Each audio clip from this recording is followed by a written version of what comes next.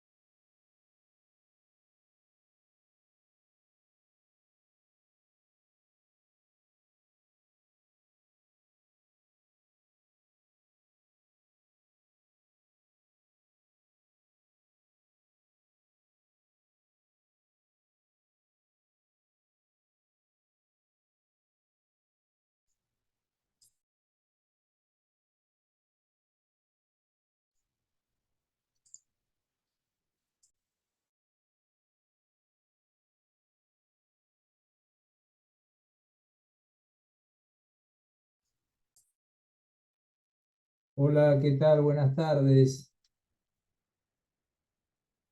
Ya están entrando casi todos. Faltan todavía unos 5 minutos. Aguardamos.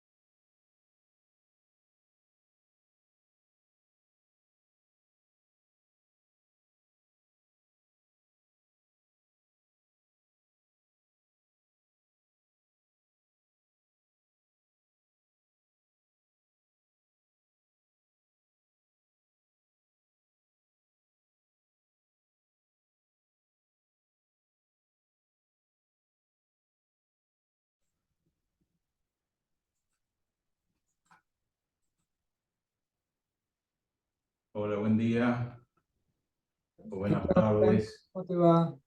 ¿Me escuchás? Sí, te escucho perfecto. ¿Me Se- escuchás, Alejandro? sí, se te escucha perfecto y se te ve perfecto.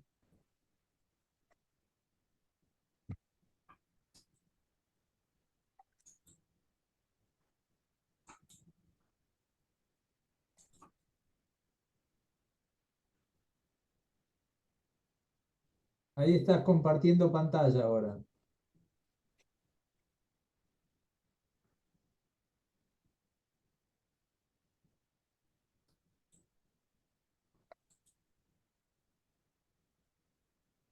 Excelente. No escucho nada. Poné más fuerte el volumen. Te escuchamos bien, ¿eh?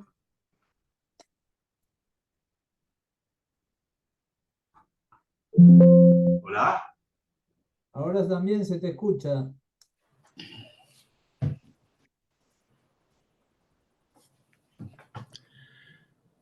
Buenas tardes. Hola, ¿qué tal, No Daniel? escucho. ¿Qué pasa? ¿Cómo le va, doctor Tamay? ¿Todo bien usted? Muy ¿Cómo bien. anda? ¿Todo bien? Bien, bien, bien, bien. Me alegro. Bueno, está entrando bastante gente.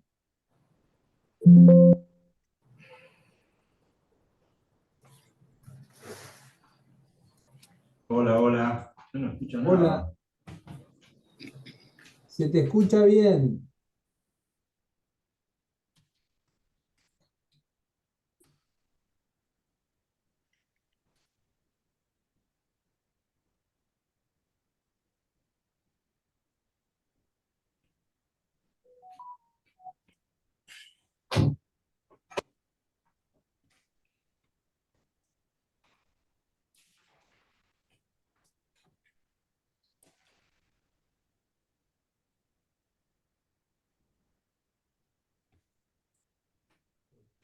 4, 1, 2, 3, 9, 3, 6, 5, 6, 3, 6, 6, 1, 8, 5, 6.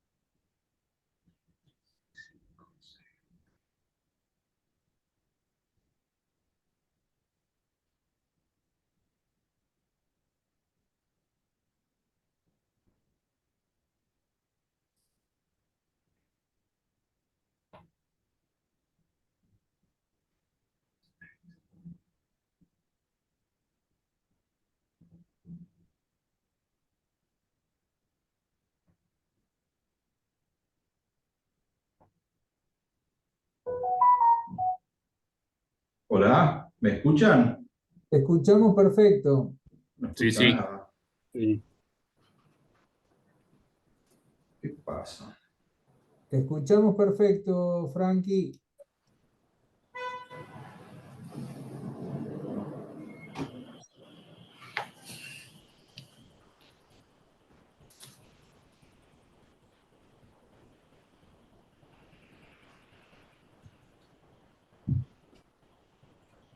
¿Qué mierda pasa? No escucho nada.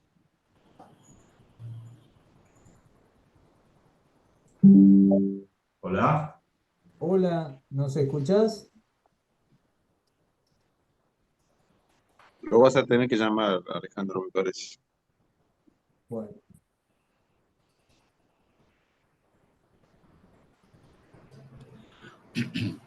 Lo que se No sé. nota que ha compartido la pantalla. No sé qué pasa, ¿no? Veo que se va a ir desplegando las filminas que están hasta ahora ubicadas hasta el número. Unas cuantas. Y ahí se le trabó también la Hola, que he compartido. ¿me escuchás? Hola, Alejandro. Buenas Hola. tardes.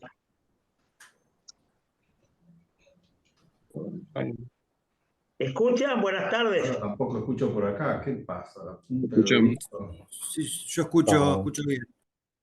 Para que te llamo de nuevo. Para. ¿Escuchan los demás? Buenas tardes. Sí, sí. Buenas tardes, sí, lo Yo escuchamos. lo escucho, doctor. Buenas tardes, sí, escucho bien. Complicado hoy de Claro, conectarse. que yo no escucho nada, ¿eh? No escucho nada ni por acá, ni escucho nada. Y la última vez hice una charla por acá sin problema. No tengo la menor idea qué es lo que pasa. Y estoy solo. ¿Eh? Yo te escucho, Frankie. Estoy en la computadora. Voy a ver si la computadora en mi escritorio funciona mejor, porque esto es una sala.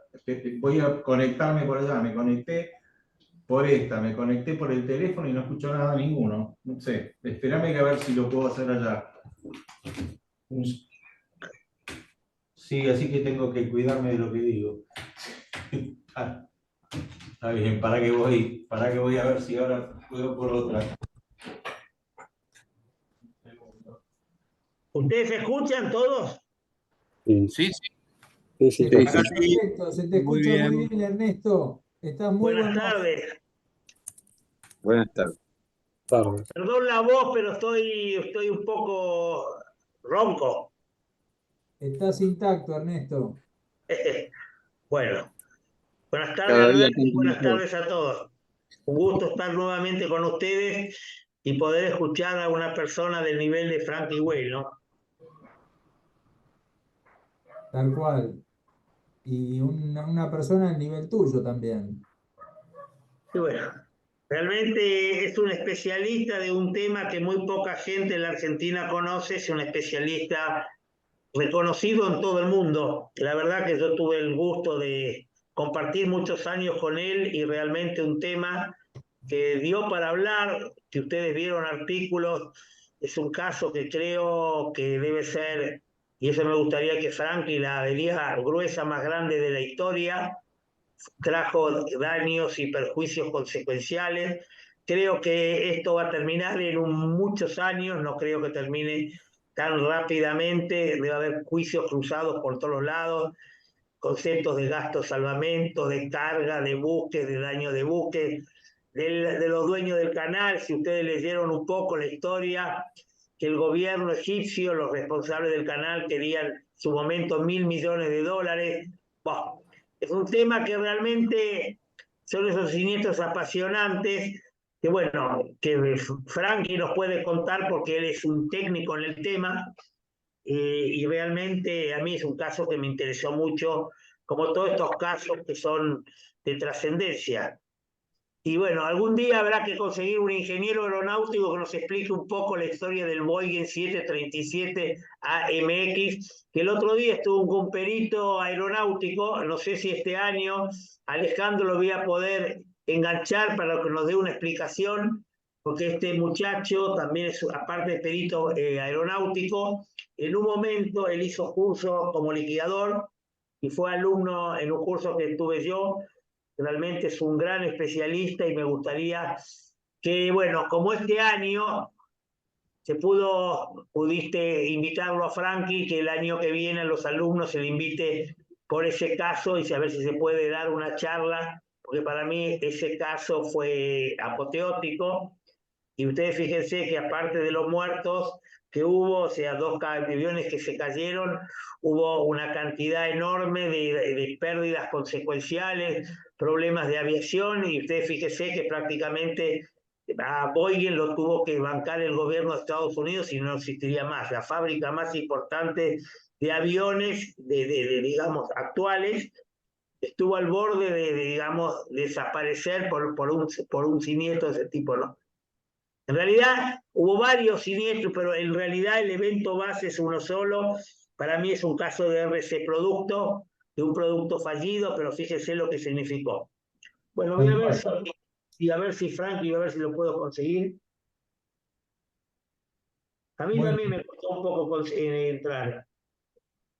Que me ayudaste vos, Alejandro, si no podía entrar. no hay problema.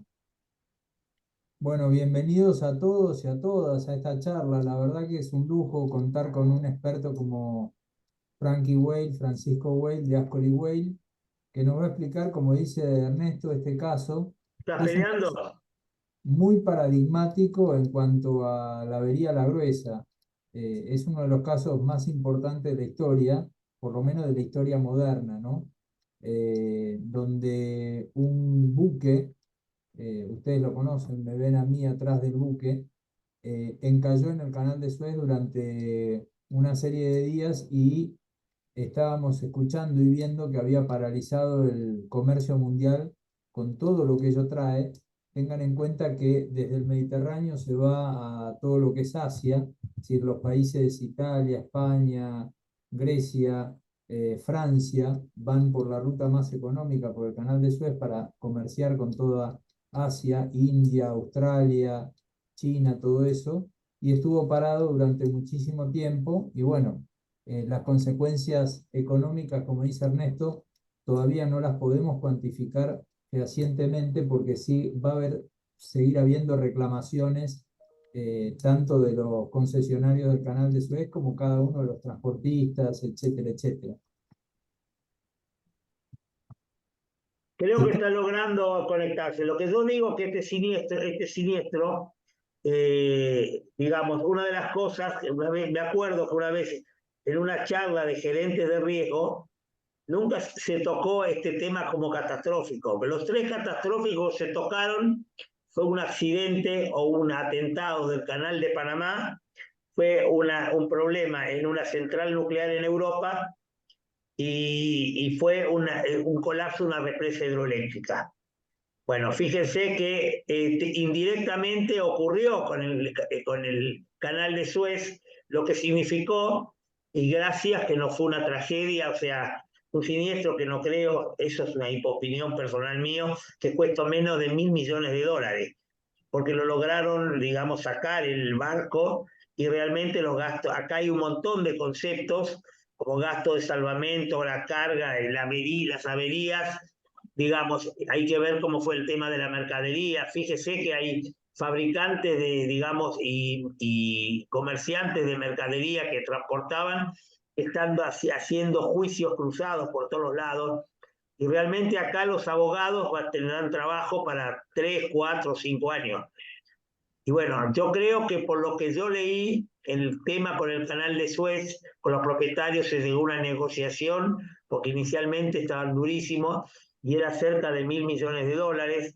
Lo que pedían creo que se terminó por la mitad, algo así. Pero también piensen que hay un tema que también, digamos, seguramente Frankie lo va a explicar, que es el tema de las otras empresas, de los buques, que realmente no pudieron, digamos, circular a raíz de este problema. O sea, sí, o sea, hay empresas alemanas que ya están haciendo juicio, lo leí el otro día en un diario, y piensen que acá estuvieron no sé cuántos días, pero es realmente una catástrofe. Por suerte sin problema de vida, ¿no? Porque cuando hay, pues ustedes piénsenlo lo que fue Chernobyl o Fukuyama, digamos, Chernobyl fue terrible y son siniestros que realmente nunca terminan, porque Chernobyl no va a terminar nunca. Ustedes fíjense, hoy la guerra de Ucrania va a tapar un montón de cosas, pero realmente el tema, digamos, ambiental, el tema de enfermedades, el tema de esto, es una cosa infinita. Fukuyama creo que terminó dentro de todo, pero digamos para Japón fue una lección que nunca va a terminar de resolverse. Así que bueno, yo creo que una de las cosas importantes en la vida que tuve la suerte es participar en grandes congresos de gerencia de riesgo. La gerencia de riesgo es un tema que realmente los que estamos en seguros casi no lo conocemos, pero realmente los gerentes de riesgo de los grandes, digamos, de las grandes firmas, por ejemplo, me acuerdo que en su momento estaba el gerente de riesgo del Canal de Panamá, tiene que ser una persona que tiene que lograr transferir la mayor cantidad posible de riesgos en el seguro, y bueno, una de las posibilidades de él es tratar de ver en cuál exposición tiene. A mí me tocó una vez en Europa y me acuerdo que el único que tenía una respuesta coherente y me lo explicó bien fue las centrales nucleares de Europa, que fíjense que el tema de RC es un valor que prácticamente no lo puede tomar nadie. Todas las compañías de reaseguro que participan tienen un tope que nunca llega a un valor que tendría que asegurarse eso. Bueno, en Europa, si ustedes leen en España, hay un comité que a partir de tal valor lo toma el mismo Estado. Y en ciertos países de Europa también, porque prácticamente no hay capacidad de reaseguro para ese tipo de riesgo. Bueno, esas cosas ocurren y fíjense que no me acuerdo cómo se llama el comité, por ahí vos te acordás, Alejandro, porque vos estuviste con empresas españolas, pero hay un comité que toma a partir de cierto valor el riesgo como indirectamente un reasegurador de estos riesgos, en el Sí, sentido de que la capacidad de los reaseguradores no alcanza. sí, aparte retroceden bastante de lo que toman porque funden, digo, no tienen, o sea, consumen casi toda la capacidad, con lo cual a veces no les conviene financieramente. Por No. eso retroceden también bastante de lo que toman. Por eso muchas de estas compañías, y no sé si alguna vez lo explicaste en algún curso, que también lo aprendí también de ellos, que tienen, llegado un momento, tienen sus propias compañías de reaseguro que se llaman cautivas, digamos, para tomar esos riesgos de que son valores infinitos, y toman hasta un valor enorme y después lo retrocesionan. En el Claro. caso de las centrales nucleares es muy difícil, porque fíjese, en el caso de, no creo que la central de Chernobyl haya tenido un seguro como la gente, no lo creo, realmente no lo creo. Y bueno, sé que hubo otro accidente que fue un problema, una turbina, que fue también un colapso, pero que no fue un problema ya de radiación, de problema nuclear, que ahí sí sé que, digamos, en su momento tenían seguros, y eran seguros muy buenos, que inclusive lo atendieron ajustadores y liquidadores ingleses.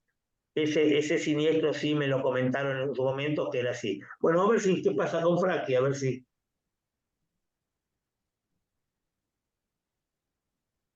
Sí, Acá te me- escuchamos muy bajo, muy bajo.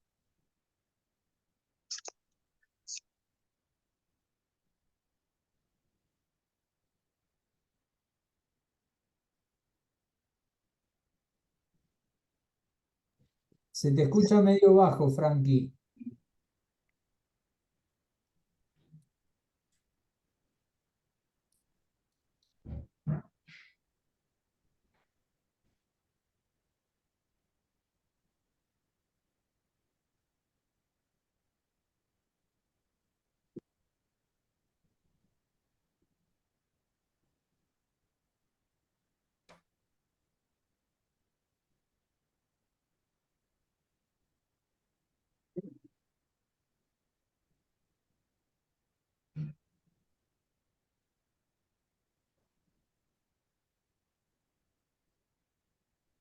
Ahora estás muteado. Pero ahí te escuché, ahí Ahora los te escuchamos perfecto. Ahora Ahí te escuchamos. perfecto. sí, pero ahora, momento, ahora tengo que ir a buscar lo que tengo que buscar. Ah, Ahora te escuchamos perfecto. Y sí, estás vos compartiendo pantalla desde sí, la pero otra. acá en caso hay configuración del audio, tengo que salir de acá. Hoy está todo al revés en mi día. Discúlpenme, pero es un complicado. Tranquilo, ¿Eh? tranquilo, no pasa nada. No, está bien, pero quiero salir de esa pantalla y no puedo. Quiero ver.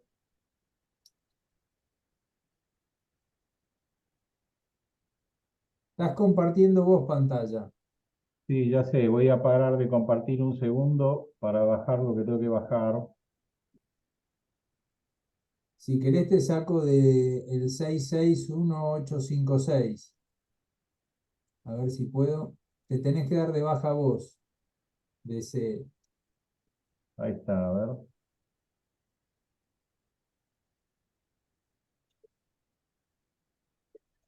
¡Ay! Me voy a matar. Nunca me pasó esto. Pero bueno, estoy como el Ever Given. Pasan las mejores familias. No te preocupes. Creo que dejaste abierto el otro Zoom, por eso estás compartiendo con el otro Zoom. Ahora que voy a apagar Ahora todo sí, y apago. ahí me gusta más. No sé si Alejandro vos le comentaste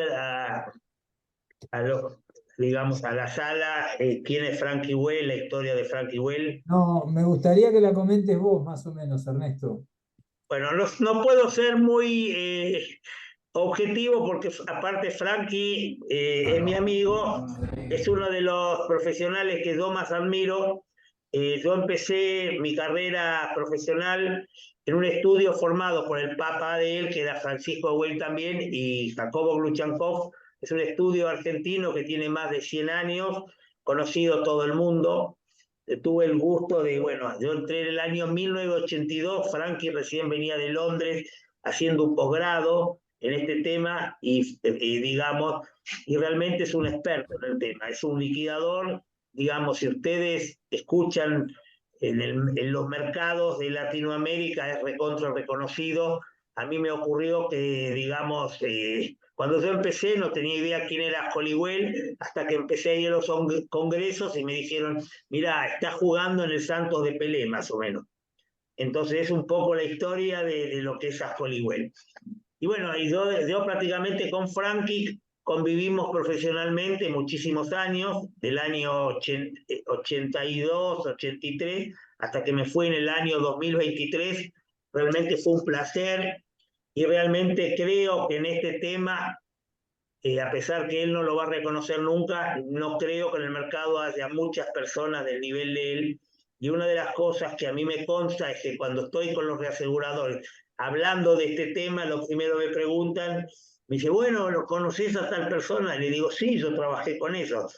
Y realmente le digo, en estos temas, porque no es un tema muy común, le digo la realidad que acá hay que saber de la parte contable, hay que hacer la parte, digamos, de pólizas, hay que saber la parte de reaseguros, hay que tener claro las leyes marítimas, lo que son los peritos marítimos. Hay un montón de variables que realmente hacen el tema complejo y realmente tiene que ser un especialista. Yo, por ejemplo, no soy ingeniero naval, pero me doy cuenta que realmente hay un montón de reglas y muchas veces me tocó participar en algún caso. Yo nunca me dediqué a esto, el tema naval y esto de varillas gruesas, pero fíjese, en el mundo no sobran personas acá. Entonces realmente es un poco la historia de lo que es Ascoli Well y Frankie Well, que es el hijo de uno de los fundadores, el señor Francisco Well, una de las pocas personas que yo conocí en la profesión que conocía todos los riesgos. Una persona, conocer todos los riesgos me parece una cosa infinita. Yo no conozco casi a nadie, y a vos te pasa lo mismo, Alejandro, que vos podés hablar de riesgo de incendio, ingeniería, transporte, casco, vida. Bueno, yo nunca me voy a olvidar que cuando yo tenía a veces, siendo ingeniero, casos de ingeniería, preguntándole a Weil padre, y me acuerdo los razonamientos que tenía, eran brillantes. Realmente para mí fue una escuela, como fue también su socio Jacobo Bruchankov. Bueno, Frankie de esa escuela. Así que no puedo ser muy objetivo, pero bueno, eso es un poco la historia de Ascoli Well y de Frankie Well. Perdón, Gracias, y lo único malo que sí, no es hincha de Racing, pero bueno, se lo perdonamos. No, soy hincha de Independiente. Bueno, después de la asistencia y salvamento que me tuve que dar yo mismo, creo que estoy. Dale, Le adelante, adelante, Frankie. voy a pedir disculpas porque el día fue un caos y 2 minutos antes me estaban bombardeando con un problema. Así que bueno. Nada que disculpar, adelante, estamos por vos acá. Yo te Ya agradezco. comenté un poco quién sos vos, quién es Ascoli Well, no puedo ser objetivo, dije yo, pero bueno. No le crean tanto. Primero porque hay mucha gente, muchísima gente, más gente que sabe mucho más que yo. Así que no invento tanto como Ernesto, pero bueno, me doy maña. Frankie, nos muteamos y te escuchamos. Bueno, trataré de hacer un resumen un poco de la información que hay, pero antes se me ocurrió que era importante contar un poco cuál es el principio de la avería gruesa, qué cosas se tienen en cuenta. Esto es un instituto que tiene como 5.000 años, que es anterior a la existencia del seguro marítimo. Entonces, creo que es importante para después hablar un poco del Ever Given, del cual hay información. Yo no tengo toda la información porque para eso habría que sentarse a estudiar y buscar un montón de cosas. Y esto, primero que es un caso que empezó en el 2021 y sigue y seguirá por bastante tiempo, por alguna de las cosas que creo que dijo Ernesto, escuché por ahí, mientras trataba de conectarme. Primero, ¿cuáles son los principios de la avería gruesa? Los principios básicos de la avería gruesa es que ante una comunidad de intereses en una aventura marítima que es, en principio, buque, carga y flete, pero hoy día es buque, carga, flete, contenedores, puede ser combustibles, depende de los intereses que estén en juegos, ante un peligro que afecta a la comunidad de intereses en la aventura marítima, se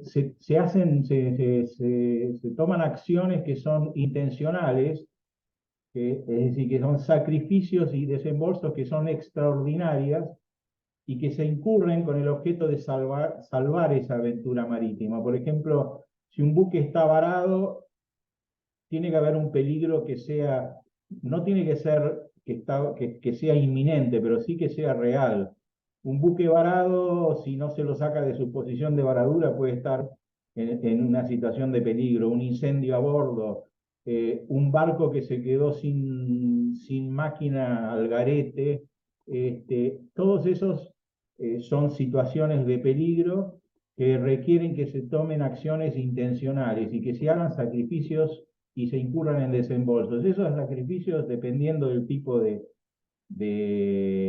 incidente marítimo que ocurre, pueden ser el de apagar el incendio, el de remolcar un buque averiado a un puerto de refugio, echar cargas por la borda para evitar que eso sobre. Básicamente, esas acciones intencionales, tienen que ser intencionales y extraordinarias, se hacen para salvar buque, carga y flete. Y digamos, al final de la aventura, en el puerto de destino, los intereses salvados, que son buque, carga y flete, en el estado en que se encuentra al final, en el valor que tienen al final de ese viaje, puede ser sano, puede ser averiado, contribuyen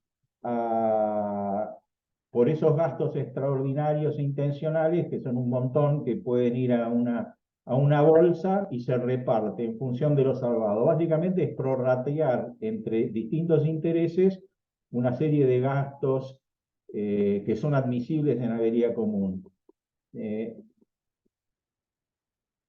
El principio es que estos sacrificios y desembolsos tienen que ser extraordinarios, no pueden ser normales y corrientes. Primero, el acto debe ser intencional y no voluntario, por ejemplo, y no inevitable. Por ejemplo, el incendio produce un daño. El daño producido por el incendio no es admisible en avería común, sino el daño producido por el agua para combatir el incendio y apagarlo. Ese daño a las cargas digamos, ese daño puede ser tomado para repartir entre todos. Tiene que haber una comunidad de intereses. Si yo tomo una acción que solo beneficia a uno de los intereses en la aventura marítima, no sirve. Y básicamente la avería gruesa, como dice acá, tiene origen en el conflicto de intereses que se deriva de una situación de peligro que puede afectar a la aventura marítima, y es un instrumento con el cual se trata de arbitrar y eliminar el conflicto de la mejor manera posible, digamos, en una forma lo más equitativa posible. La avería gruesa se ajusta de acuerdo con unas reglas que se llaman reglas de York-Amberes, que están establecidas en el conocimiento de embarque o en el contrato de fletamento, y se indica en los conocimientos de embarque, que son los que evidencian el contrato de transporte de la carga o el charter party o el contrato de fletamento cuando hay un buque que es de un armador y que está fletado por otro que hace el transporte. Figura cuáles son las reglas que se utilizan para hacer el ajuste y el lugar, el puerto, y el puerto en donde se indica. Hay un montón de reglas. Las primeras son del 1877, las últimas son del 2016.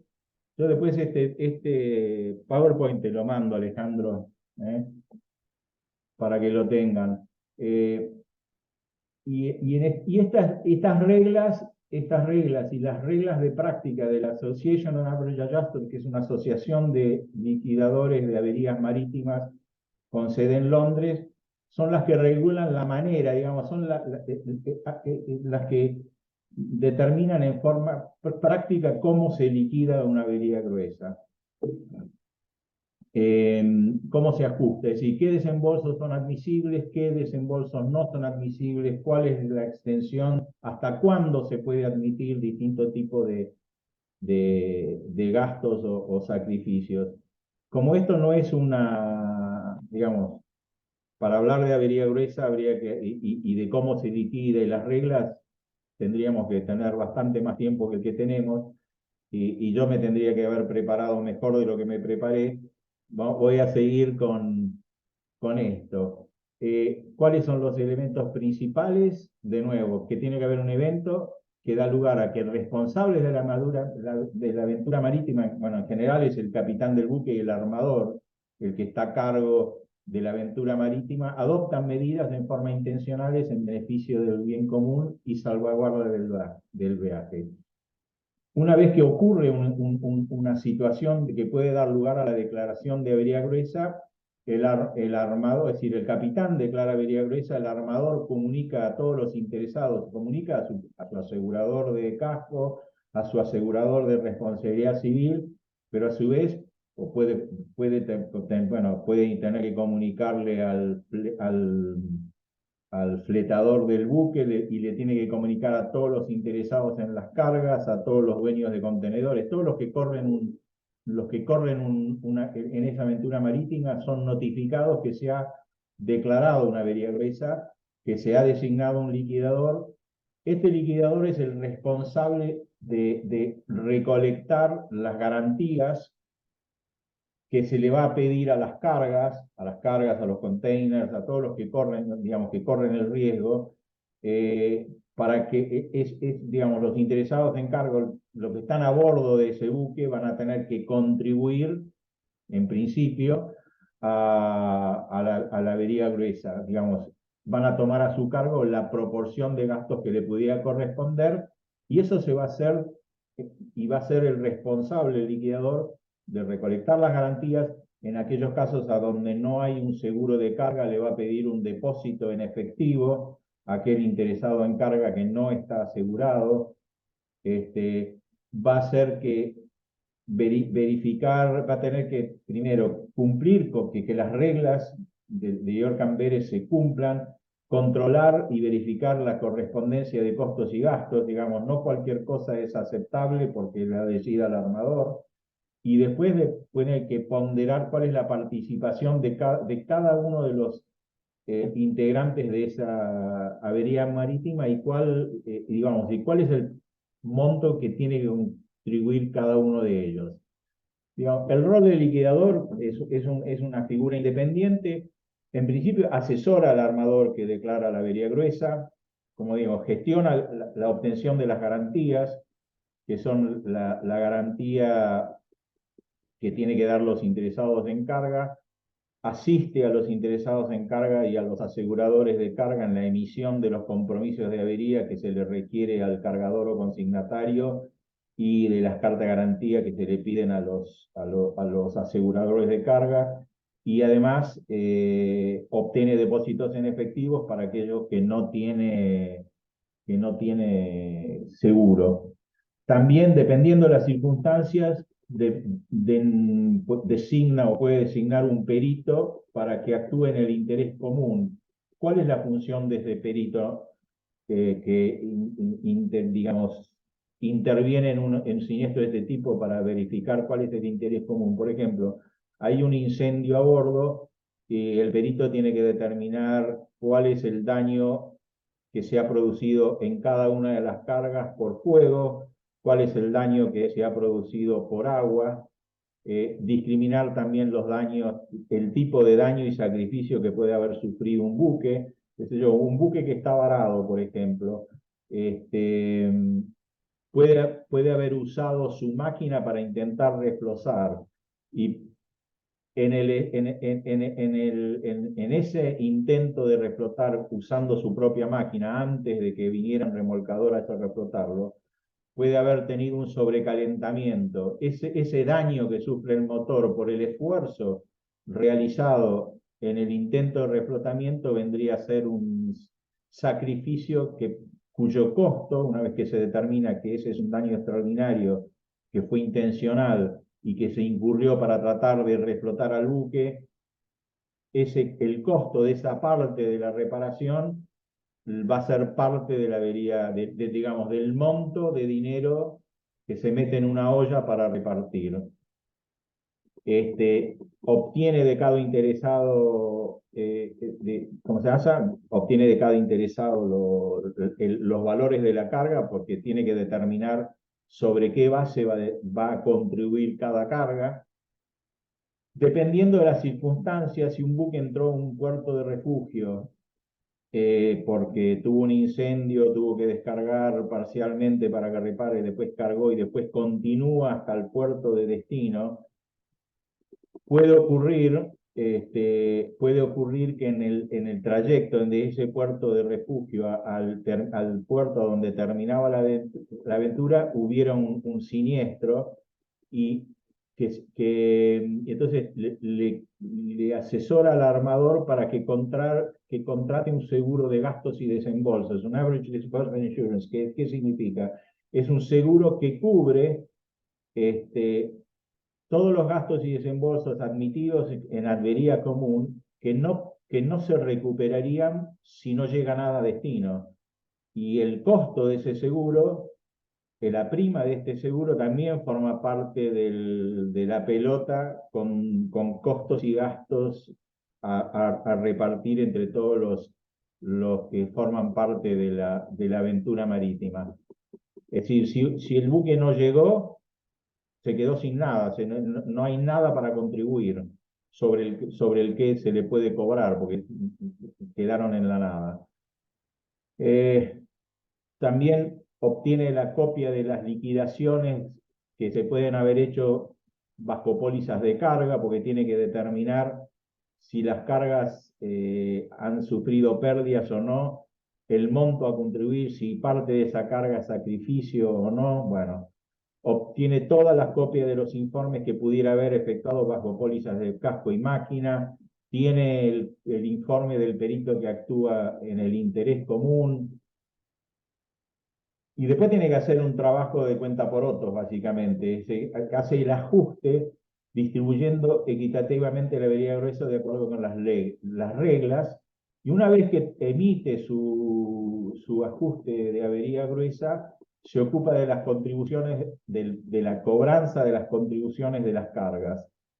El liquidador de la avería gruesa no opina sobre responsabilidades o exhibiciones de responsabilidades que pudiera tener cada parte de la aventura marítima bajo el contrato de transporte. Por ejemplo, un asegurador de carga, el hecho de que se declare una avería gruesa, se pidan las garantías a los interesados en carga, no significa que los interesados en carga pierden sus derechos y eventualmente pudieran, entre comillas, llegar a resistir la contribución a la avería gruesa por parte de la carga. Podría darse algunas circunstancias, si está bien probado, por el cual la carga dice yo no voy a contribuir, o porque, por ejemplo, ese buque era innavegable al momento de la zarpada. No tiene que ser innavegable en el momento del accidente, sino innavegable en el momento de la zarpada. Por ejemplo, un barco que varó saliendo de Ingeniero White, saliendo de Ingeniero White, varó, se pidieron las garantías a la carga, no es un caso que manejamos nosotros, pero nos pidieron algún asesoramiento, pero intervinieron abogados especialistas en estos temas y se le pidió al armador cuáles eran las cartas que tenían a bordo. Bueno, y había un problema que esas cartas no estaban actualizadas, entonces el argumento del interesado en la carga es que ese buque con esas cartas que no eran las adecuadas, estaba en condiciones, entre comillas, de innavegabilidad porque no tenía las cartas adecuadas. Ese es un ejemplo yo no he visto muchas veces un caso así, pero esto lo menciono porque es relativamente reciente. Eso se ventiló una discusión en Londres, a donde terminaron finalmente el armador del buque aceptó que la carga contribuyera menos, porque negociaron una contribución menor de la carga que le opuso esas excepciones,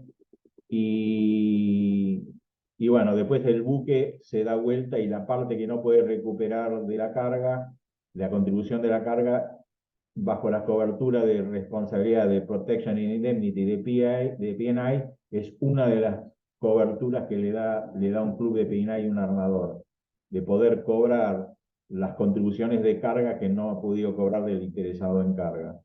Es decir, acá lo que tiene que quedar claro que el hecho de que se declare una avería común, se pida una garantía, no significa que al fin que hay que pagar sí o sí. Todos los derechos y defensas que tienen las partes quedan, ¿cómo se dice? Quedan vigentes. Bueno, también le avisa al armador que proteja el plazo de prescripción y que, como dije, y le recomienda referir el caso al PNI en el supuesto que un interesado en carga se rehúsa a contribuir. En la Argentina, es decir, el plazo de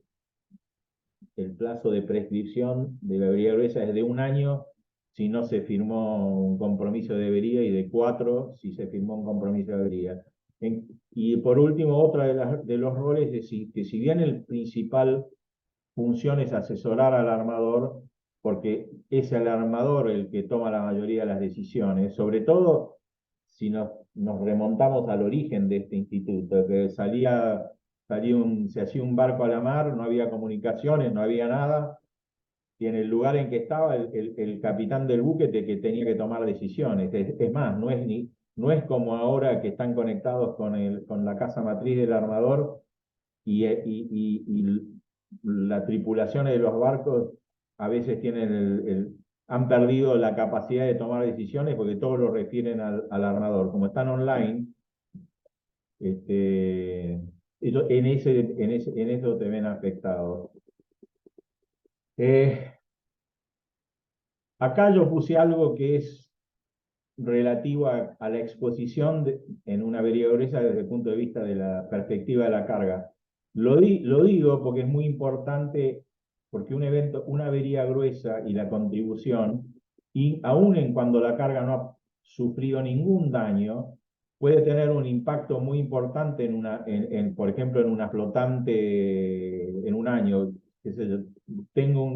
Ahí puse un ejemplo de un caso donde un buque granelero salió de San Lorenzo, tocó fondo, perdió el timón, tuvo que fondearse. Lo primero que ocurre es fondeo en San Lorenzo, la prefectura le obliga a poner remolcadores a órdenes. Bueno, para hacer el cuento corto, ese buque hubo que remolcarlo, hubo que alijar la carga, hubo que colocar el timón. Bueno, un siniestro a donde 32.000 toneladas de soja granel que valían, no me acuerdo, 20 y tantos millones de dólares, un buque valía bastante menos, terminó pagando la carga, que era un único interesado en carga, terminó pagando una contribución de como 2 o 3 millones de dólares, y no le faltó un grano de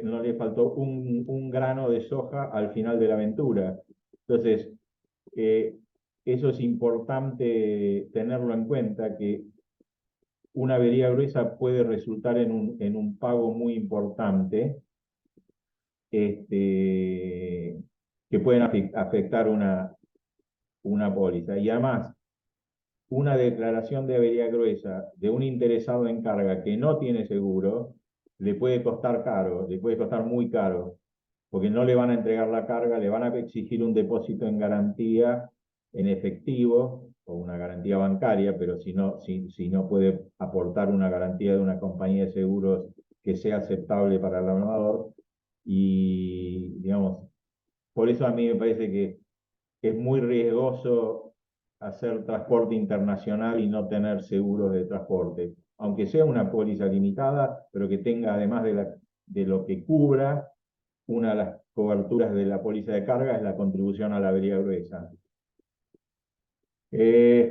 Bueno, esto ya lo dije. La contribución es independiente a la suma que puede haber sufrido, la avería particular que puede haber sufrido la carga. Y, bueno, como digo acá, Perdón, una cosa, Frankie, una pregunta. ¿Te tocó un caso que tuvo que pagar más que el valor de la carga? Un asegurador, sí, te puede suceder lo siguiente. Vos pensás que una póliza de transporte cubre depósito a depósito. Vos tenés en el tramo marítimo una varadura con sacrificios y desembolsos para hacer zafar al buque la varuda, salario de salvamento. Bueno, terminó de liquidar la avería gruesa y pagó, no sé, 10% sobre el valor SIF de la carga. y después de llegar la carga, la descargó en la terminal en Buenos Aires, y en el tránsito terrestre entre el puerto y el destino final, en la medida que tuviera cobertura como corresponde, hay un asalto a mano armada y le roban la carga. Pagás la contribución aérea común y después pagas toda la pérdida de la mercadería, porque se la robaron. Entonces, se pueden dar eso. También podés pagar por encima por un sue and labor, un gasto, un sacrificio para evitar un daño que puede ser en adición a la suma asegurada. Con lo cual sí, se puede llegar a pagar más de la suma asegurada. Bueno, ¿qué es lo que cubre la póliza de transporte? Es los daños propios, más la contribución a la avería gruesa, más el salario, a la contribución al salario de asistencia y salvamento. Bueno, acá es lo que vos preguntaste, acá está reflejado, que podría, en algún caso, no es lo habitual, pero podría tener que pagar más que la suma. En el cuanto a qué hace, esto es lo mismo, ayuda a los interesados en carga, se decide al inicio si se puede tomar alguna acción para proteger la exposición de la carga, dependiendo de los valores en juego. Pero si hay si hay una carga muy valiosa a bordo de un buque, y dependiendo del tipo de riesgos, a veces los aseguradores de carga nominan a través de liquidadores peritos para ir a bordo, peritos en máquinas, en navegación, para poder ver, para investigar si es posible determinar si hay algún causal por el cual se podría rechazar el pago de la contribución. Ahora, la práctica demuestra que los armadores y los clubes de P&I se resisten bastante, y los mismos salvamentistas que están a bordo no son muy proclives a dejar que alguien interesado en la carga suba a bordo en el momento que está ocurriendo el accidente o se va llevando adelante la maniobra, digamos, de salvamento. Eso a veces es difícil. Frankie, A veces, dependiendo de las circunstancias, la manera de tratar de comprobar sería a través de una pericia judicial. Pero bueno, la pericia judicial también es delicado porque es muy costoso, lo tiene que pagar el que lo pide inicialmente y no necesariamente lo va a poder recuperar, dependerá de cada caso. Por eso, en principio, este tipo de acciones en general o se toman cuando hay un interesado, un asegurador que tiene una carga muy valiosa que sea significativo y que justifique, o se asocia a un número de interesados en cargos que le pueden pedir a un abogado, un estudio grande de abogados ingleses que hacen este tipo de estudio y le junta la cabeza a varios y prorratean entre varios el costo de lo que puede ser una intervención de ese estilo. te hago una pregunta, Frankie. ¿Podés dar apenas un datito de lo que son los clubes P&I para los que no saben? El club de P&I yo no soy especialista en P&I, siempre estuve del lado del seguro de carga y de casco. Alguna cosa hemos hecho para P&I, pero no. En realidad son mutuales, hay dos formas, son mutuales de armadores que se juntan y tienen un administrador, un manager, que le administra, en función del tonelaje del buque, el tipo de buque, le cobran una prima, pero esto no es una prima única por año, sino depende del resultado. Puede ser que le pidan que aporten adicionalmente durante la vigencia del año. Normalmente el P&I se renueva en febrero, todos igual, en el mes de febrero. Después hay otros P&I que son a prima fija, esos sí son compañía de seguro. El otro es un seguro mutual. Básicamente lo que cubre el P&I significa Protection and Indemnity, protección e indemnidad. Cubre las responsabilidades del armador, puede ser de todo tipo, responsabilidades por daños a carga, responsabilidades por polución, cuando en un puerto aparece ¿cómo se dice? Un polizón y lo tienen que, ¿cómo se llama? Un segundo.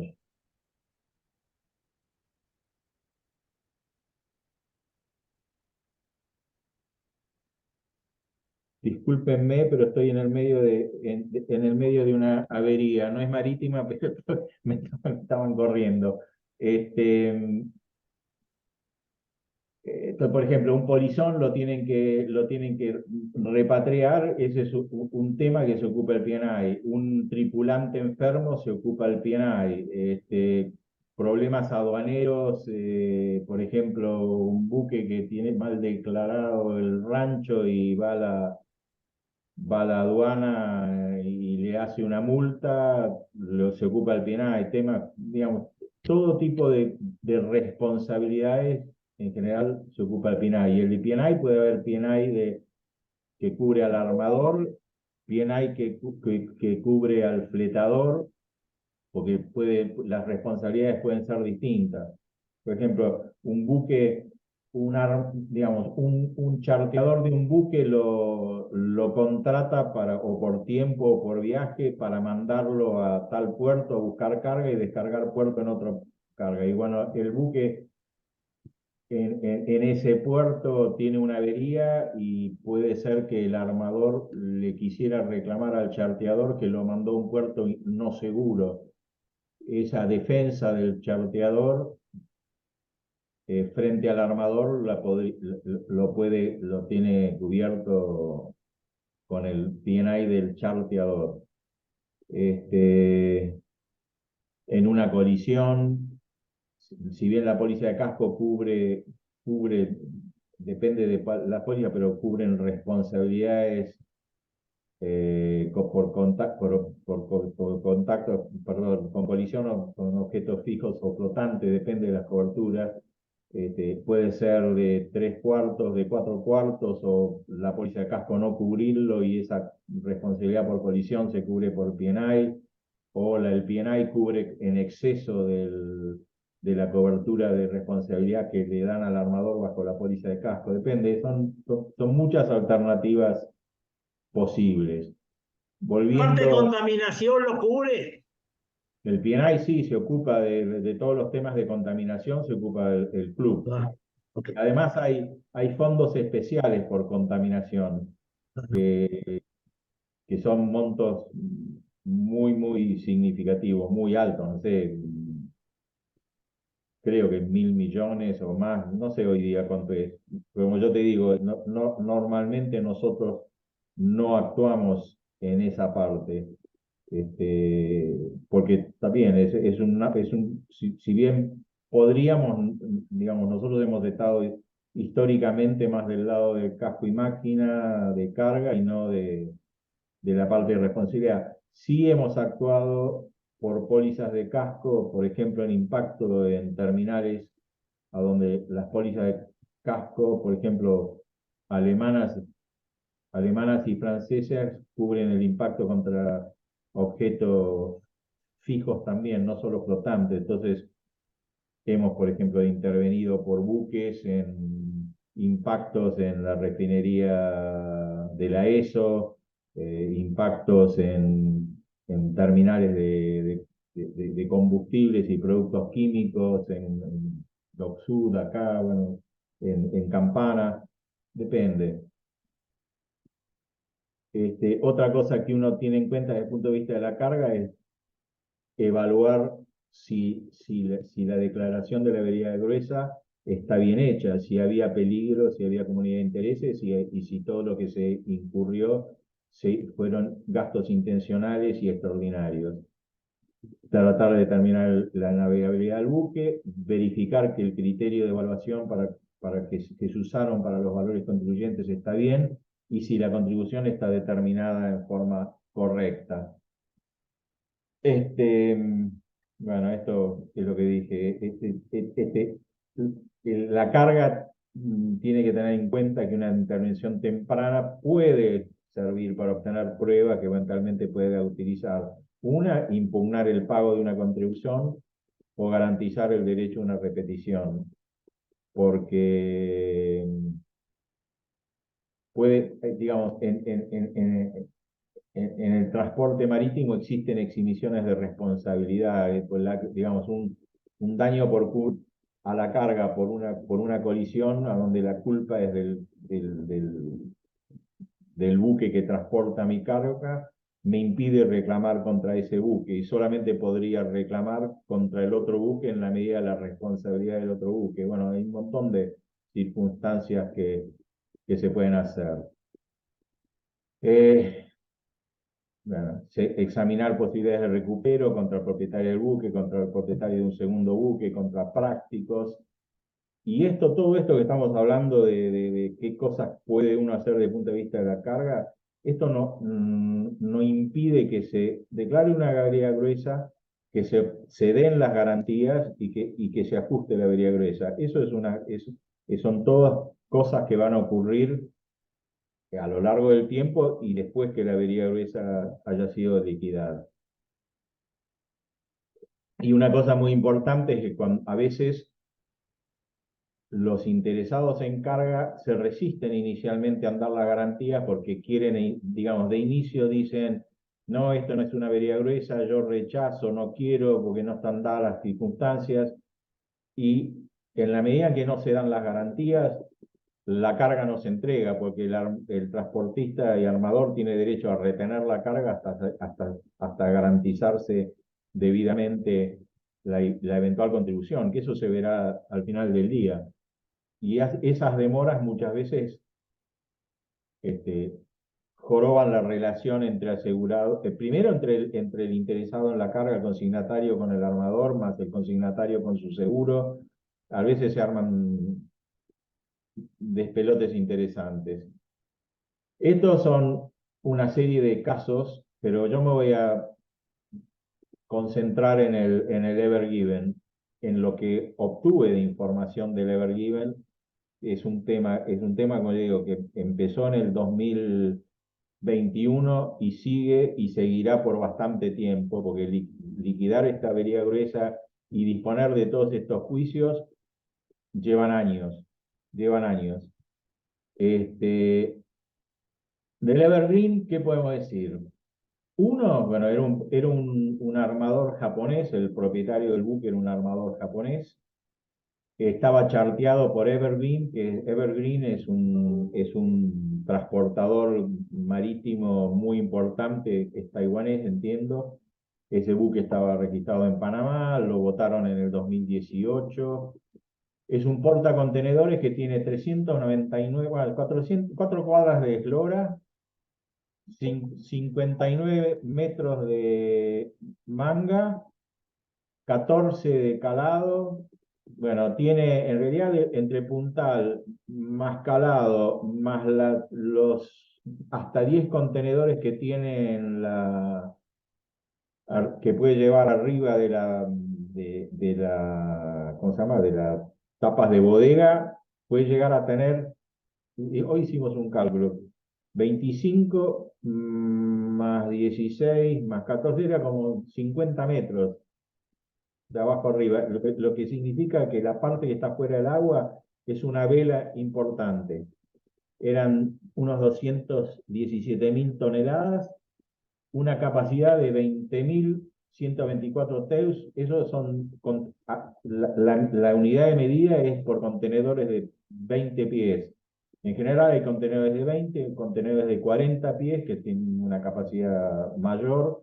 Después hay otro tipo de contenedor para poder transportar, qué sé yo, maquinaria que está sobre medida, que se llama open top, flat rack. Pero bueno, estas son la cantidad de containers que puede llevar ese buque, medido de a 20 pies. Esto no significa que sean 20.124 interesados en carga, pueden haber mucho más interesados en carga, porque puede ser contenedores casa a casa que va para un consignatario, un cargador y un consignatario, pero puede haber contenedores puerto a puerto que consolida carga de varios en un mismo contenedor, porque son embarques más pequeños. Entonces, digamos, puede haber un montón de cargadores que son muchos. ¿Qué es lo que puse acá? Acá le puse links que busqué para ver la historia del Evergiven. Por ejemplo, esto es en Wikipedia, que habla, bueno, habla del armador, cuál es el buque, cuál es la descripción de lo que ocurrió, qué pasó en el canal de Suez. Eso no lo vamos a leer porque se los dejo a ustedes. Esto es lo que encontré haciendo una búsqueda rápida. Hay un montón de información que está como se dice, que se puede obtener. Esto de acá, esto me pareció interesante. Esto es un informe hecho por un broker en Estados Unidos que habla, y es bastante completo porque habla, bueno, qué es lo que ocurrió, qué coberturas están afectadas, casco y máquina, carga, P&I, qué es una habilidad gruesa, cuáles son los principales conceptos admitidos, cuál es el rol del ajustador. Bueno, esto me pareció que es interesante que lo puedan ver. Esto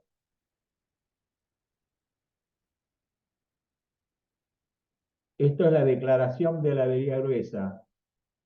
Esto es lo que le manda el armador a cada uno de los interesados en carga, los interesados le está diciendo qué es lo que pasó, que ese buque mientras estaba navegando desde Malasia a Rotterdam, varó en el canal de Suez, después de 6 días de operación con remolcadores y dragas, se reflotó el 29 de marzo, que esto da lugar a la avería gruesa y los armadores declararon avería gruesa el 1 de abril y designaron a Richard Hawk Lindley. Richard Hawk Lindley son los indicadores de avería gruesa más importantes del mundo. Esto es para recolectar el GA Security, todo lo que se llama la garantía de avería gruesa.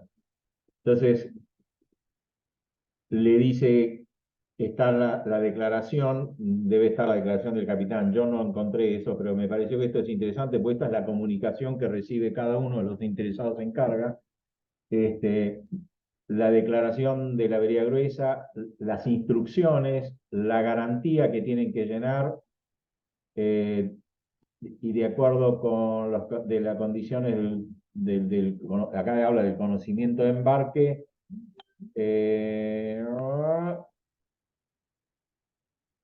que no le van a liberar la carga mientras no le den la garantía, para que lo hagan rápido. Bueno, le dice qué manera tiene que operar para que esto se libere las cargas rápidamente. Ustedes se imaginan que estamos hablando, no sé, de 18.000, 20.000, no sé cuántos interesados hubo que conseguir la recolección. Hay que estar preparado para hacer esto. Digamos, para el tamaño de esta operación. Por ejemplo, acá le está diciendo que normalmente cuando uno pide garantías y un compromiso de averías que es firmado por el interesado en la carga, y por el lado está la garantía del asegurador. En este caso, por lo que se ve, le dice que el armador decidió no pedir compromisos de avería para aquellos cargas que están asegurados, y si no está asegurado, sí quiere que firme el compromiso de deuda. Y para las cargas sin seguro, le dice, además de que tiene que suministrar el compromiso de avería, que puede presentarlo electrónicamente, se le requerirá un depósito en efectivo en lugar de la póliza emitida por un asegurador. En ese momento no se sabía cuál era el monto que se le iba a requerir como garantía, y tampoco le podían decir al asegurador de carga cuál era el porcentaje de contribución que se iba a estimar. Y después, bueno, también habla de cargas que iban en contenedores LCL, que son los puerto a puerto, que es carga agrupada, que necesitaba que le manden toda la información. Bueno, esto cuando ocurre una avería gruesa es como le comunica al armador al interesado en carga que ha ocurrido un incidente, un accidente que da lugar a una avería gruesa, que declararon la avería gruesa, que nominaron a un ajustador y todo lo que se requiere. Esto es el inicio del proceso. Esto después le van a pedir toda la documentación, están todas las instrucciones, le piden la documentación de la carga, después le van a pedir las liquidaciones, bueno, es un proceso largo. El La otro, causa de este caso, ¿vos leíste algo concreto? de la causa de este caso se habla de que estaba navegando en el canal sin remolcador. Había buques antes que habían pasado con remolcador, que no había remolcador, que de repente empezó a soplar viento fuerte y pensá que la superficie bélica de este barco es enorme. Otros hablan que hubo un blackout, que hubo un error de la tripulación, una falla de la tripulación, no lo sé. Por eso digo, esto es una aproximación al Ever Given. Acá falta un montón de información. Esto se me ocurrió que es interesante para el que quisiera ver un poco más. El que hizo el salvamento, que es Boskalis, que son holandeses, y que tienen a Smith, que es una subsidiaria, que es de una empresa de salvamento. Hay un libro que vale 9 euros, o 9,90 €. Bueno, me pareció que al que quisiera podría ser. Y después, esto es una noticia que es reciente, que informa que el salvamentista Smith, esto está en marzo del 2023, entiendo que todavía sigue, está en juicio contra el armador, contra el Ever Given, porque además de lo que cobró en su momento, está reclamando un adicional que creo que son de 35 millones de dólares. ¿Cuál fue el costo inicial de la operación de reflotamiento? No lo sé. Pero bueno, para que tengan en cuenta algunos aspectos del caso, esto es la avería gruesa más grande de la historia en términos de valores a riesgo. Estamos hablando de 125, ojo, tomen esto con pinzas, ¿eh? Esto es lo que sale publicado, habría que ver si eso es exactamente así, pero da una orden de magnitud. Hay 125 millones de dólares del valor del buque. Valores de la carga estimados entre 500 y 600 millones, y de los cuales me llamó la atención que decía 30-40% sin seguro. Contenedores por 30 millones de dólares. De la información que yo pude mirar, decía el valor de combustible desconocido, pero un buque de este estilo puede tener combustible por 5.000 toneladas, 3 millones de dólares, fácil. Para desbarar este barco, con 18.300 contenedores a bordo, más o menos, tuvieron que dragar 30.000 metros cúbicos de arena con 2 dragas y asistencia de 11 remolcadores. Y se pidió un depósito en efectivo para la carga sin seguro del 25% del valor CIF. Esto significa que en términos de los valores a riesgo son 600 más 125, son 725, 755 más 5, 780, y estamos hablando... 200 millones. ¿Eh? 200 millones por ahí. Sí, no, más. 200, ¿cuántos dijimos? 780. Por eso, 25% son... Sí. Sí, 200 millones. Y eso El es solo valor del buque, decís 125 millones, ¿qué es el valor, lo que sí, del valor del buque? el valor del casco. El valor del casco vale 125 millones. Según lo que dice la información, ese es el valor del casco. Valor de las casas, 600 millones. Yo no sé cuán exacto es esto, pero igual desde el punto de vista de magnitudes, te da una idea de que estás hablando de que a riesgo en la avería gruesa tenías unos 700 y algo millones, y el costo a repartir entre eso fue de unos 100, o es, porque todavía no se terminó esto, de unos 195 millones, no sé cuánto va a ser. El reclamo de la autoridad del Canal de Suez al buque habría sido inicialmente más de 900 millones, porque creo que reclamaron 300 millones de pérdida de imagen, 500 millones de salario de asistencia, un montón de cosas. Y hay información de que se habría transado el reclamo de la autoridad del canal en unos 500 millones, ¿cómo se dice? Pero no está publicado, porque todas estas negociaciones son confidenciales, digamos, se firman convenios de confidencialidad y demás, pero bueno, se estima que se pagaron 500 millones. Cuando ocurre esto, la autoridad del canal lo primero que hizo es embargó el buque, no lo dejó ir a ningún lado, entonces estuvieron ahí en disputa hasta que llegaron a eso, aparentemente esa transacción.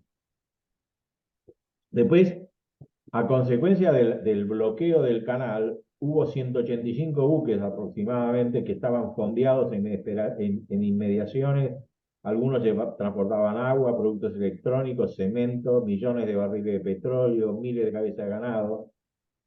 Y algunas fuentes calcularon que se acumulaba un tráfico diario por 10.000 millones de dólares en el canal. Además, cuando ocurrió el bloqueo, al margen de algunos que fondearon en espera, otros buques tuvieron que desviarse y ir por el Cabo de Hornos, perdón, el Cabo de... ¿Cuál es el del África? Buena Esperanza, ya ni me acuerdo. Me agarró un blanco. Buena Esperanza. Y al 17 de enero, digamos, 10 meses después, esto fue en marzo, ¿no? Marzo, enero, bueno, casi 10 meses después, los liquidadores emitieron un ajuste provisorio con un pedido de pago a cuenta del 12,5% sobre el valor CIF de la carga.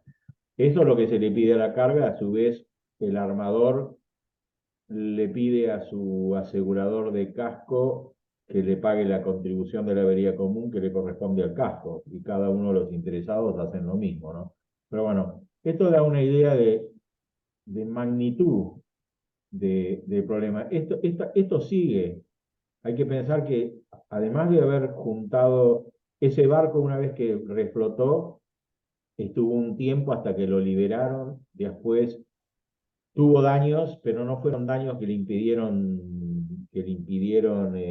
navegar.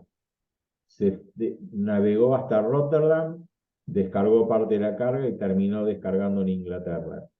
Y después fue a reparar a Japón. Entiendo que fue Japón. Digamos, hay reclamos que surgen de esto, son reclamos de otros buques por las demoras, por los desvíos contra el armador. Hay reclamos que está tratando el PNAE. Esto es trabajo para abogados por años y trabajo para los liquidadores por años.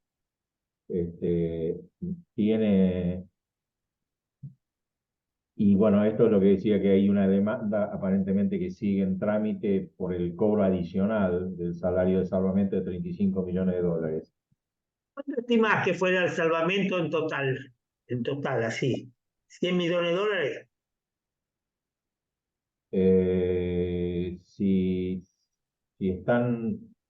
Si dijimos que eran 200 millones de dólares, sí, puede ser. Si están pidiendo 35, habrá sido 75. No sé. Claro. Pues, digamos, hay un montón de información que vos la buscás es que es demasiado temprano todavía para tener toda esta información con más precisión. Pues falta mucho. Hay un montón de trámites que están en curso y que van a llevar tiempo. Debes pensar que tienen que reunir, aunque fueran 18.700 nada más los interesados en carga, tienen que reunir la información sobre 18.700 cargas. Las cargas no sufrieron daño en principio, con lo cual las cargas en teoría, no demandaron inspecciones porque se supone que fueron entregadas en buena condición, sin observaciones a la descarga, con lo cual, en este caso, esa parte no es no lleva tanto tiempo. Si vos tenés un siniestro en un buque, qué sé yo, una colisión con una inundación parcial de bodega, vas a tener que determinar, inspeccionar el buque y inspeccionar cada carga y esperar que se haga el ajuste bajo la póliza de cada carga. Vos tenés que, aunque resultaron conforme las cargas en su estado y condición al final de la aventura, tenés que recibir 18.700 correos confirmándote que está todo en orden. Y todo esto va tan rápido como la velocidad del más lento. Entonces, eso lleva mucho tiempo, mucho tiempo. En condiciones normales, un ajuste de avería gruesa te lleva tiempo. Tienen que analizar gasto por gasto. Gastos en el puerto, bueno, gastos en el lugar del accidente, gastos en el lugar del refugio, gastos de la respuesta, pueden haber tenido reparaciones provisorias, después tienen reparaciones definitivas del buque. Si había 18.700 contenedores, preguntarle a los 18.700 las líneas que son dueñas de estos contenedores, que los contenedores también no están mal. Entonces, en teoría estás diciendo 18, 18, 36, 37.400 preguntas de 37.400 respuestas. Esto lleva mucho tiempo. En su momento, Lloyds había estimado una pérdida aproximada de 400 millones de dólares por hora. Estas son cosas que se publicaron. Yo no sé si esto es cierto o no es cierto. Lo que sí que sé que esta es una avería gruesa monstruosa en términos de lo que significa y del trabajo que significa y de los montos que están en juego.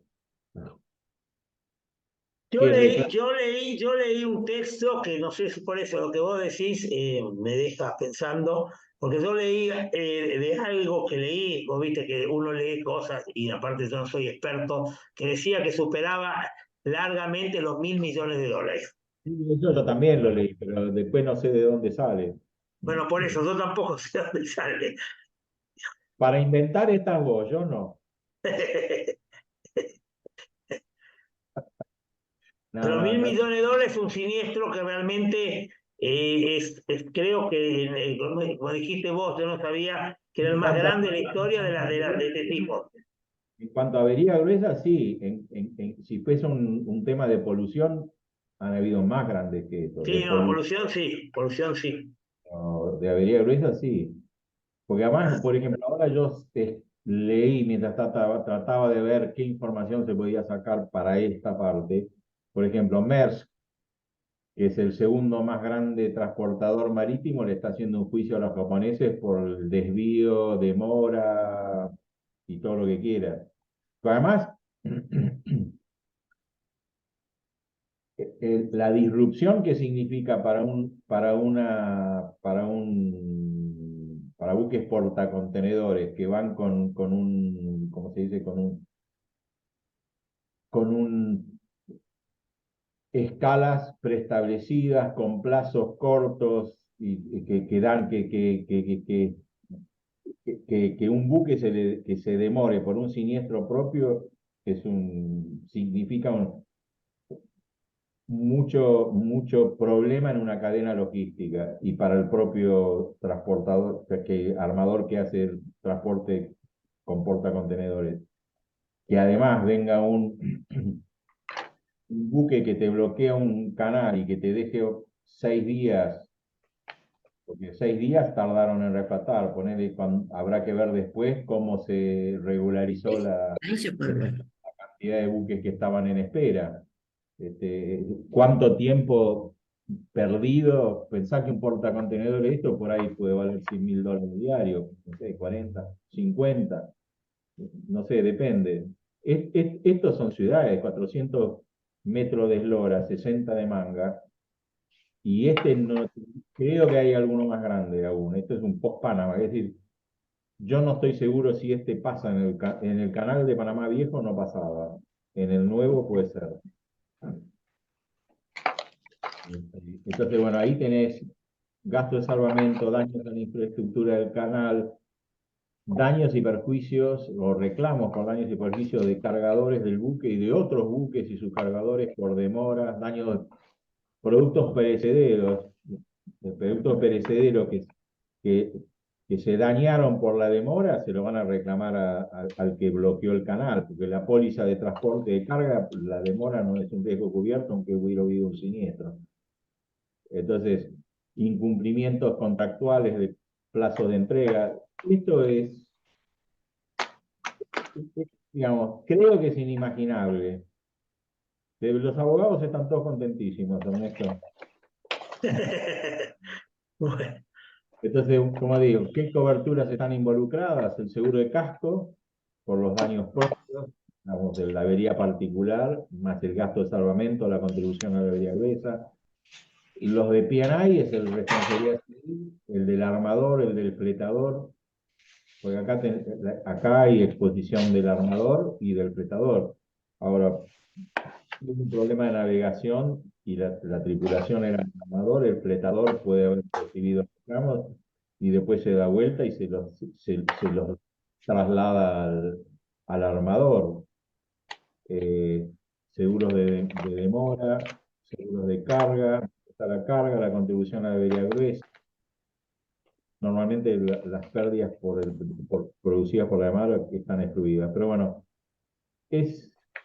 no sé, lo que quiera pensar que puede ocurrir en este caso. Una de las posibilidades, y esto no lo sé, es que aquellas cargas que no tuvieran seguro, quizás la perdieron, porque les costaba más poner la garantía, el depósito en garantía, y se las embargaron. No sé qué pasó con las cargas que no tenían seguro, si todos pusieron el 25% del valor CIF. Hay que tener en cuenta que la carga contribuye con su valor costo seguro y flete en el puerto donde termina la aventura, no con el valor asegurado, que puede ser con derechos, gastos, más beneficio imaginario, digamos. Lo que tiene que determinarse es el valor CIF descontándole los daños. Sobre esa base se contribuye.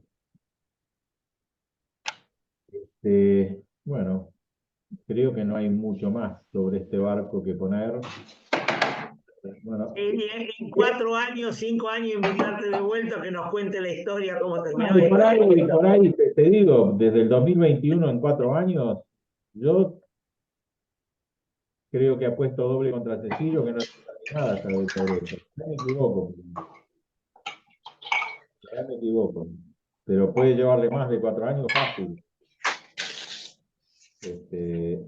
Si no se, además, por ejemplo, mientras dure la disputa por el salario de asistencia y salvamento, no la podés terminar. Y eso puede llevar, no sé cuánto tiempo, pero bueno, puede llevar años también. Con lo cual, yo diría que es poco probable que lo terminen en 4 años. Le puedo preguntar a la gente de Richard Burton, con el cual estamos en contacto bastante a menudo. Pero a mí me parece que es un tema que tiene para bastante más. Tiene para bastante más. Bueno, estos que anoté atrás después son otros ejemplos que lo voy a confesar, no lo preparé para esto, lo tenía hecho, ¿no? Pero me pareció que es interesante por ahí ponerlo para mostrarle qué tipo de problemas se pueden dar muy escuetamente. No, y la comparativa con este, o sea, con este, como dijiste vos, que es el más grande de la historia, entonces la comparativa con este. Este tiene 30.000 toneladas, era un buque grande, granelero, pero no tiene nada que ver con con un siniestro con un portacontenedores de esa envergadura, si es significativo, eh, es importante. Bueno, este era un buque tanque con aceite de soja. Eh, Después que lo puse acá, este es un ejemplo de lo que no es una avería gruesa, que quisieron declarar avería gruesa. Este era el buque, es un buque tanque que está operando en Ingeniero White. Hubo un incendio, un principio de incendio en la sala de máquinas cuando estaba amarrado y estaba descargando. Se apagó en 5 minutos. Y la terminal, como le falta, digamos, como se quedó sin energía eléctrica y no podía descargar al mismo ritmo, la terminal le dijo, salí de acá, andá a fondear, repará y volvé. Y quisieron declarar avería gruesa para tratar de que la carga pagara el costo de ese fondeo, el remolque de salida, el remolque de entrada. Es verdad que el incendio era una situación de peligro para la aventura marítima, pero el traslado, digamos, del remolque de la embarcación desde la terminal al fondeo no era para proteger a la comunidad de intereses. Entonces, digamos, ahí no estaba dada la situación de comunidad de intereses, digamos, lo que tuvieron que hacer, ellos lo tuvieron que hacer por un problema comercial propio de su operatoria, pero no estaban haciendo algo intencional en beneficio de la aventura marítima. Eso era un problema de ellos operativo. Esto que pasó, bueno, esto es una varadura, que supone reflotamiento luego de un alije parcial de carga, y acá, en este caso nosotros actuamos por la póliza de responsabilidad civil del práctico. Y no era una suma asegurada muy importante, pero la póliza pagó una parte porque se dieron vuelta el armador que tuvo que pagar y, digamos, se dio vuelta le reclamó al práctico. Pero bueno, esta varadura da lugar a una avería común porque hubo una elige parcial de carga para poder reflotar el buque y todo eso, esos gastos son admisibles en una avería común. Acá, en realidad, esto fue una colisión, un buque Amadeo, que era un buque tanque, estuvo en colisión con el Laiso que navegaba adelante, ese buque tenía fertilizante. Se hizo el ajuste de la avería gruesa del Laiso y ahí nosotros, actuando por la carga, analizamos el ajuste y observamos que había diferencias de evaluación en la embarcación y de la carga al final de la aventura y otros montos que habían sido admitidos correctamente. Bueno, ahí demuestra qué otro enfoque uno puede tener desde el lado del punto de vista de la carga para hacer la revisión de cómo es el ajuste y si está bien hecho o no está bien hecho, y para resistir al pago de la parte que uno considera que no está bien hecho. Y esto es otro caso donde hubo una barcaza varó es decir, es un remolcador con una barcaza. Esto es la hidrovía. Este remolcador y barcaza vararon y parte de los contenedores los perdió la barcaza en la varadura, en el medio de un temporal. Y bueno, acá lo que es nosotros interviniendo por carga, determinamos que la barcaza estaba sobrecargada al momento de zarpar y que los contenedores no estaban debidamente estivados y trincados y se resistió el pago de la contribución. Y después se pudieron dar vuelta y reclamar por la pérdida de la mercadería, que si no, quizás hubiera habido una exhibición de responsabilidad.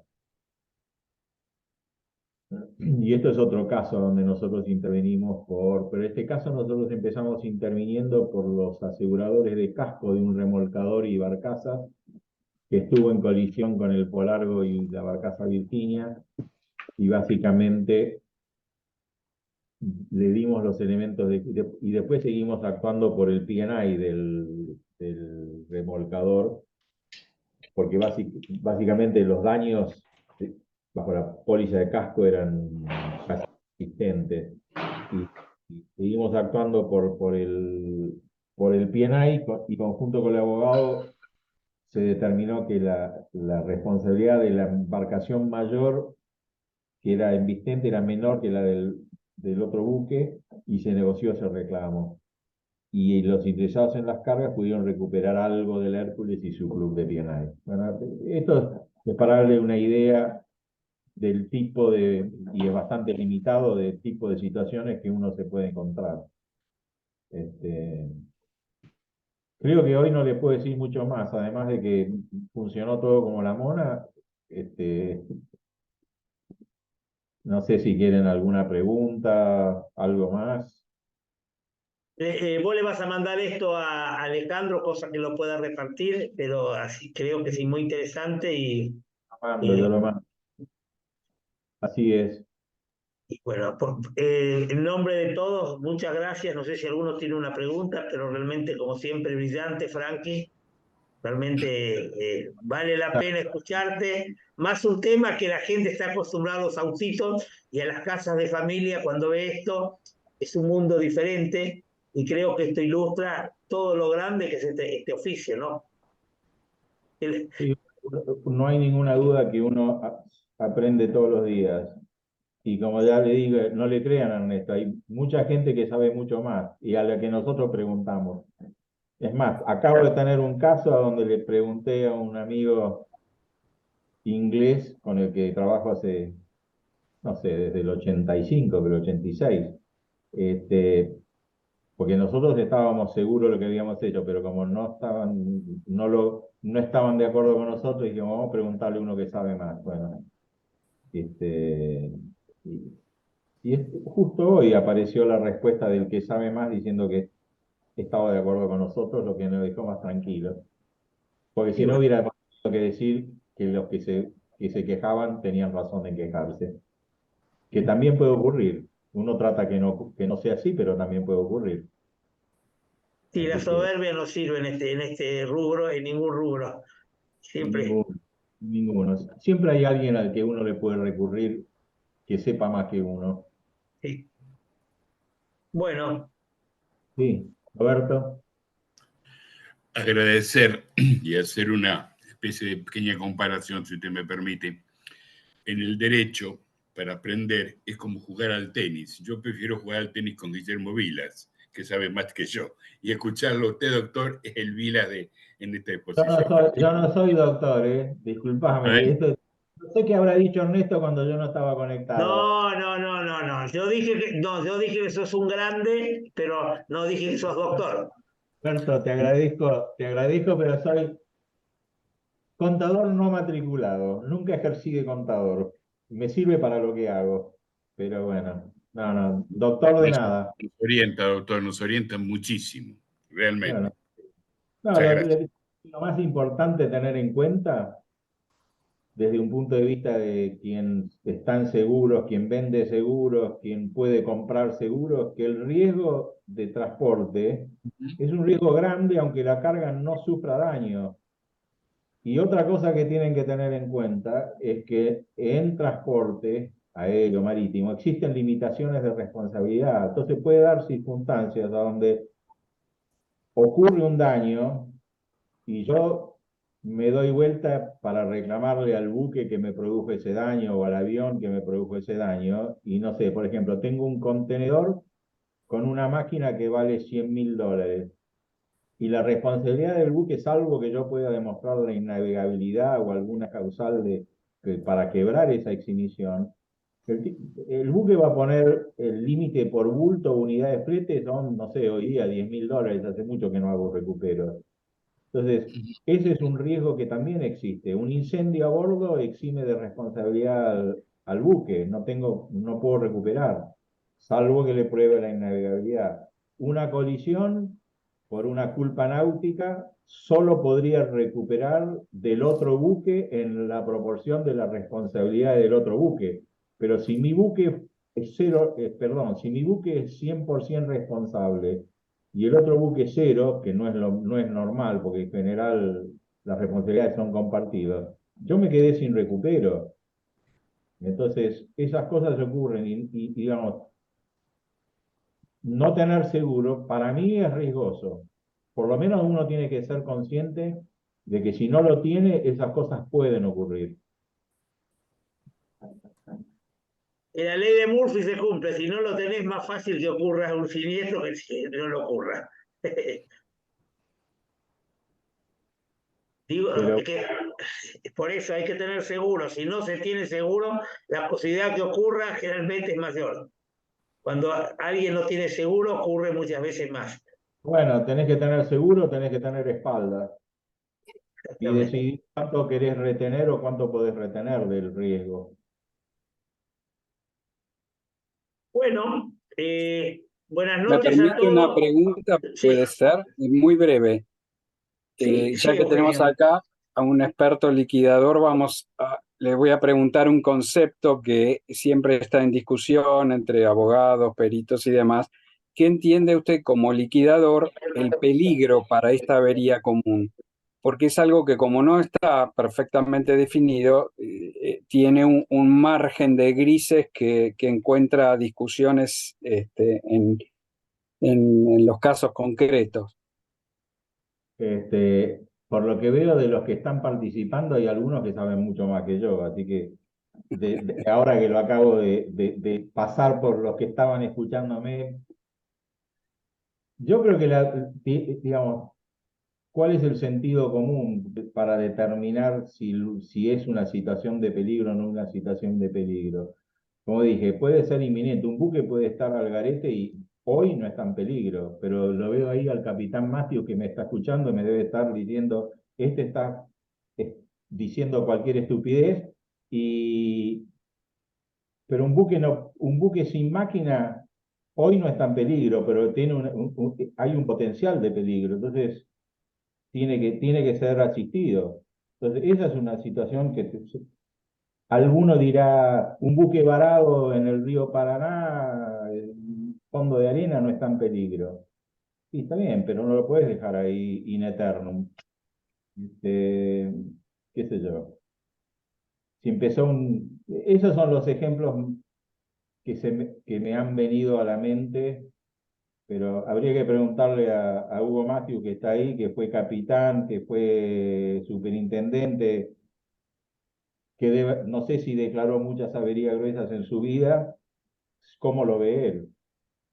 Que él sí tiene experiencia de navegante, con lo cual también, bueno, ¿Me escuchás, Frankie? ¿eh? ¿Me escuchás? ¿Qué haces, Hugo? ¿Qué tal? ¿Cómo te va? Bien, ¿y Mirá, vos? pensá una cosa.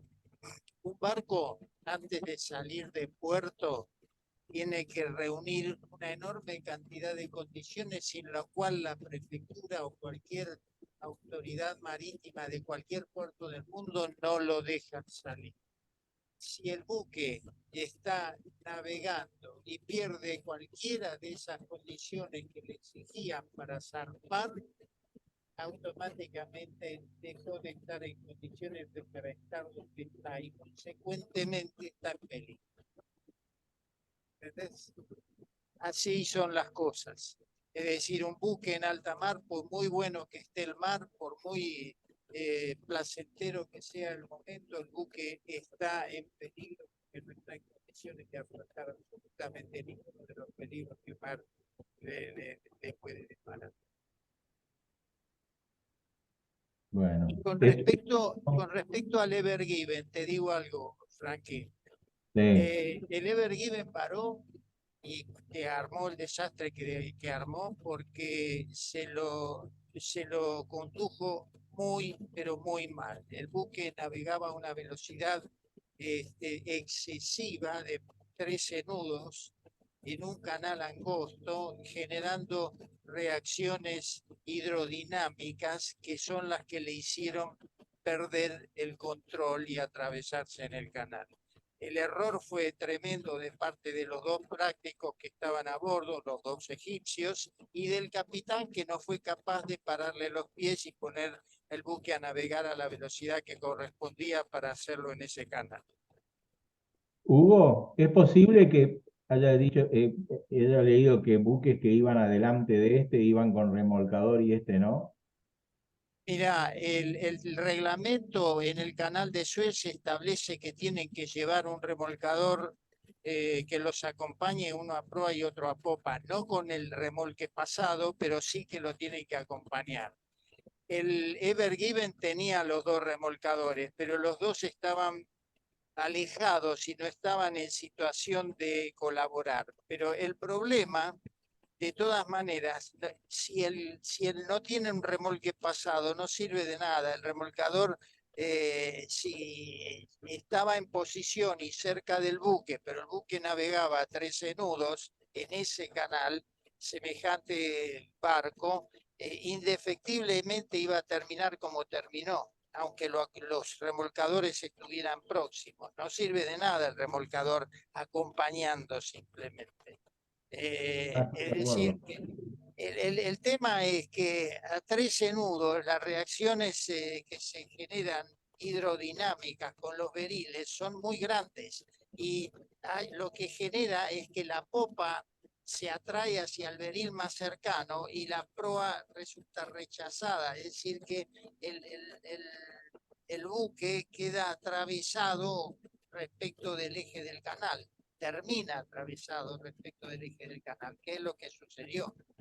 Es decir, los prácticos cometieron un error enorme y el capitán también, porque él tendría que haberlo previsto y tendría que haberlo corregido.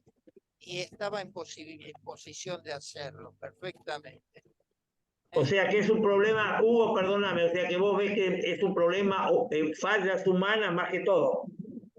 Sin ninguna duda, absolutamente. El buque no tenía ningún problema desde el punto de vista técnico. El error lo cometieron los dos prácticos y que además se pelearon en el puente entre sí y el capitán. El capitán que no fue capaz de pararle los pies, porque no se puede navegar a esa velocidad en ese canal. Imposible. Las reacciones que se generan hidrodinámicas con los beriles lo iban a hacer perder el control. Y de hecho, en lo que hizo de la navegación, primero se recostaba contra un beril, después se recostó contra el otro y después terminó atravesado.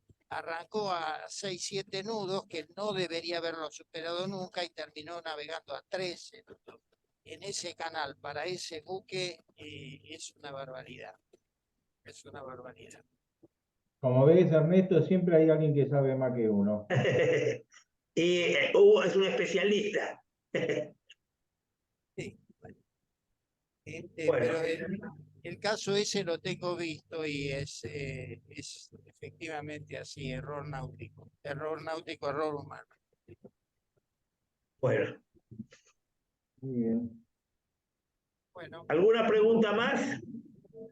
¿O dejamos acá? Acá. Bueno. Muchas gracias, un abrazo. Bueno, muchas gracias, Frankie, por parte, digamos, en nombre de todos, me atributo porque Alejandro se tuvo que ir, realmente brillante y bueno, todos creo que gozamos tu charla, tu exposición y bueno, lo que yo le dije antes que eras un grande, no, lo demostraste vos, no es que lo inventé algo. Ernesto, cortala. Lástima que seas independiente, pero ese es otro problema. Tengo de chiquito. Sí. Bueno, buenas noches. Gracias a todos por la paciencia. Chao. Hasta luego, buenas noches a todos.